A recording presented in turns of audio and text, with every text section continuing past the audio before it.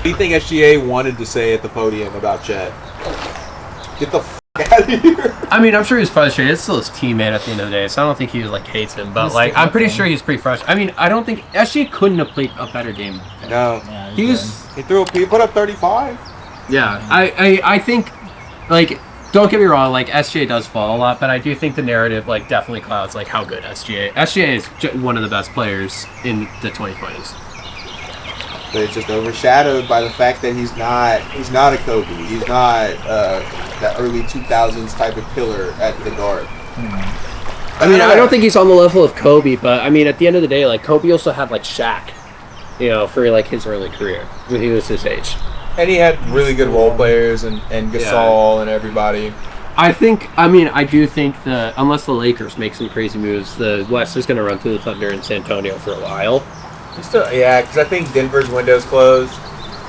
I don't think that they're going to have the pieces. I don't think Jamal Murray's panned out to be the guy that they wanted him to be. Yeah, I think Minnesota's the only other team that has like a real shot at contending with them, but they need to need to trade Randall for a again, Minnesota, same example of like what the OKC's problem was. Do you keep Nas Reed too? I love Nas Reed. Nas Reed is great. The only problem is he gets overshadowed by Randall. Here's the thing that you like. Here's why the Spurs win, and why I like Timberwolves and OKC lost. Timberwolves, Anthony Edwards is the only person who can create offense, who can create his own shot.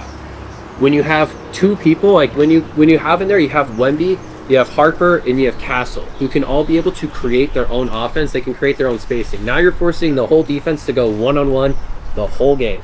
Versus when you have playing where only one person can, you can create a double team and a three-person shell the whole game. So SGA is having to essentially play 1v3 and pray that his people can catch and shoot and hit their shots, and that's it. There's no other way they can win the game. Oh yeah, isn't the Knicks Spurs on right now? Yeah, San Antonio's just got 3 straight offensive rebounds and then do nothing to them. Uh-oh, Cat. 2 to 3. It's 6-2 right now. Oh, is it? I think New York's a pretty good matchup though for San Antonio. Yeah. It depends how Cat shows up. Oh, can you leave me one of those Cliff Bars, actually? It is kind of insane though, where it's like at the end of the day, like the Thunder did only lose by 8 without J-Dub, and Champagny had 20 points. Yeah. He had 6 made threes. But it's like he's insane. a shooter, dog. Champagny was insane that game. Humble too. Literally, when I saw like Keldon Johnson and Champagny just start hitting all their shots, I was like, we're dead because we can't match that. Even though SGA was like genuinely carrying the Thunder on his back. They're giving Wemby a ton of shots already early, but he's still hanging around that mid range. He's kind of scared to get to the rim. I think Cat being in such a big body is gonna annoy the hell out of him. I also don't think Wemby's gonna go down even close to the go.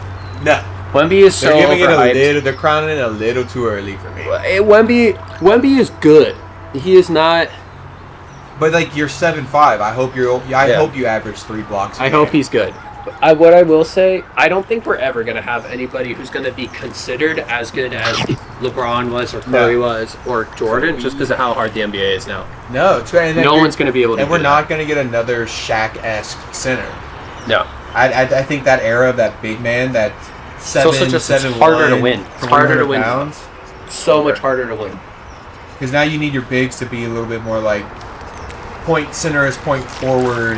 A lot of it is just like how many people actually have access to quality basketball training for all their life is turning out so many better basketball players. You have to be like, if Wemby, SGA, Jokic, if any of them were playing in the 2010s or playing in the 90s, dude, they'd be averaging 70, dude. Wemby block, Wemby 3, 10-7. Yeah.